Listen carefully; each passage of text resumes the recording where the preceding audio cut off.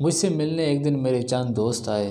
میں اتفاقاً آپ کو ان کے نام بھی بتا دیتا ہوں۔ راشد، عاصم، اسد، آفاق، عثمان اور ان کے ساتھ دیگر دوست بھی تھے۔ میں نے ان کو ایک کمرے میں بٹھایا۔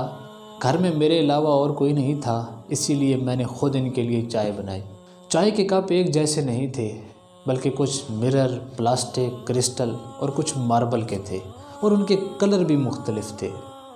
لہٰذا میں نے بغیر سوچے سمجھے سب کو ایک ایک کپ تھما دیا۔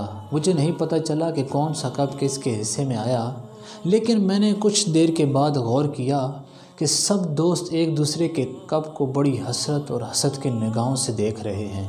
حالانکہ اصل چیز جس کو انجوائے کرنا تھا وہ تو چائے تھی، جو کہ سب کپ کے اندر برابر بھری ہوئی تھی۔ یہی حال ہماری زندگی کا بھی ہے، جو کہ سب کو ایک جیسی ملی اپنے دکھ اور سکھ کے ساتھ، لیکن ہم ساری عمر دوسروں کی زندگی کو بڑی حسرت اور حسد کی نگاہوں سے دیکھتے دیکھتے گزار دیتے ہیں۔ ہم دیکھتے ہیں کہ فلاں کتنا امیر ہے، اس کے پاس کتنا پیسہ، جائیداد، دولت، مال، گاڑی ہے، اور ہماری قسمت ہی خراب ہے۔